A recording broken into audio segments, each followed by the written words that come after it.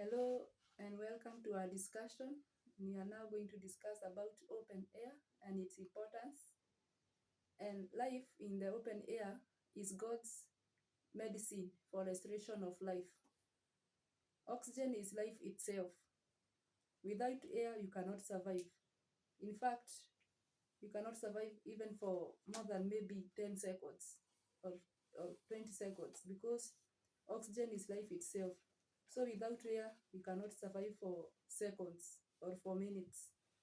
You may do for some days without food, you may do for some days without water, but you cannot do for long without air. So oxygen is life. Air is very important. And let's be guided by the book of Job, chapter 37, verse 21, which says, chapter 37, verse 21, and it says, "And now men see not the bright light which is in the clouds, but the wind passeth and cleanseth them." That is the Bible saying so, that the wind passeth and cleanses them. We know that wind is moving air. So if wind is moving air and when it passes, it cleanses them, it means that air cleanses us. Whenever you feel that wind passing, it is the air that is passing because wind is moving air. So as it passes, it cleanses us. So without air, you cannot be cleansed, and that is why you will die in the next seconds. So air is very important. We should not ignore air because it is very important to our lives. Open air is more important than medicine and food. As we said, you can do away with food for some days. Maybe you may skip your medication and still maybe survive. But if the moment you don't have air that is getting inside, know that for sure you are not going to survive for long. And that is why if you are not able to breathe, you are putting oxygen and you pay for it. But God has given us freely that we may enjoy it.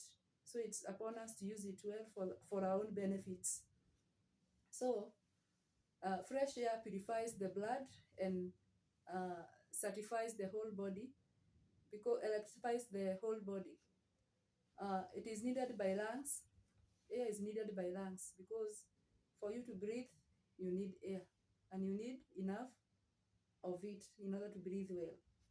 So whenever you maybe develop lung problems or respiratory problems, maybe it's because you're not getting enough air. So always take some time in open air in order to benefit from it. Then air is food for the lungs provided by God. And if you do a close confinement indoors, you will become pale and feeble because it is air that cleanses you. So you don't even become attractive. So keeping indoors is not so good. Any activity that you can do outside in the open air, it's better you go out and do it there, so that you may get enough of that open air. Air also conquers diseases because whenever you get enough oxygen in your blood, the cells also gets better and stronger. So it will help you to conquer diseases.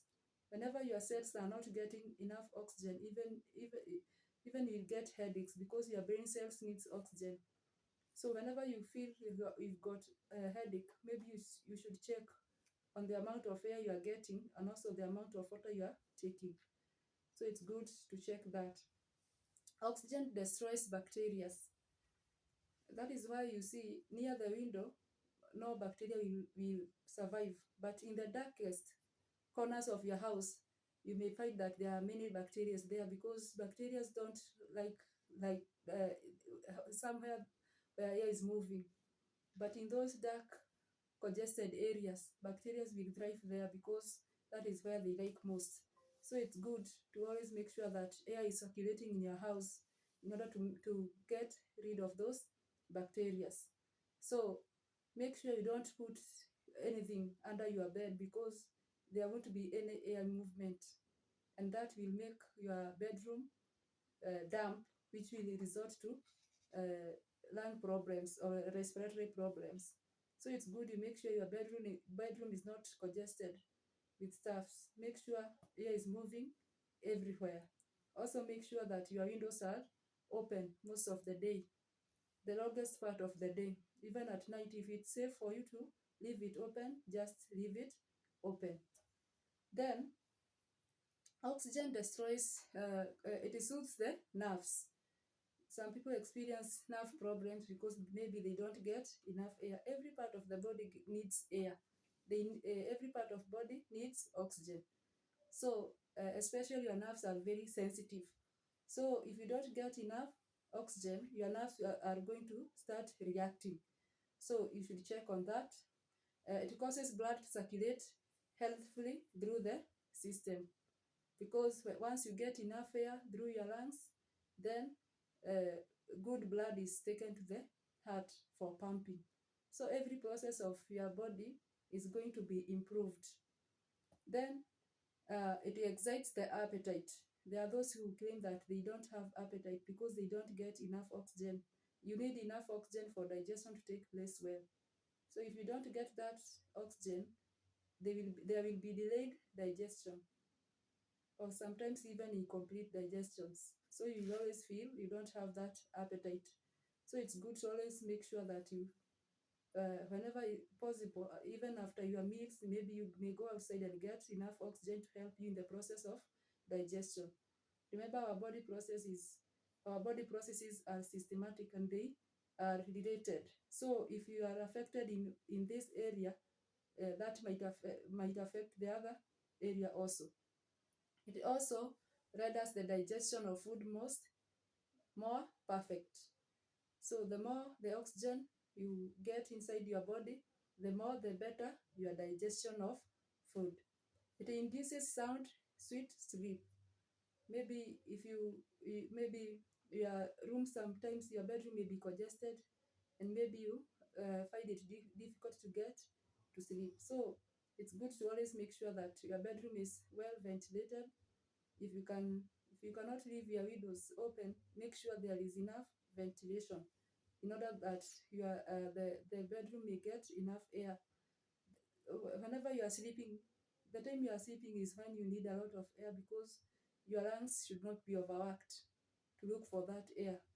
So it's good to always sleep in well ventilated rooms. Oxygen, as we said, is life itself. So if you don't have enough oxygen, your life is going to be deteriorating day by day. You may not feel it today because maybe you are strong enough, but even as your days goes by, you are going to experience problems which you may not know the cause.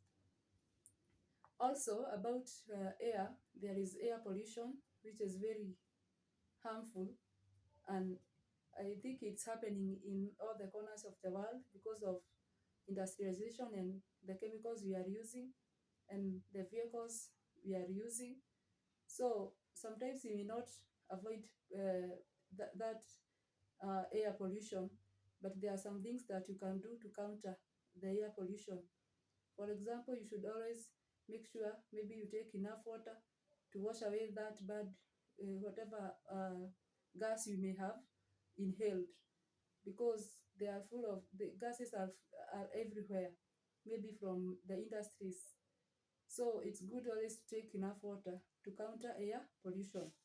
Also, you should maybe use a lot of vitamins like vitamin B, C, D, in order to help your body to to build itself whenever it's damaged through pollution.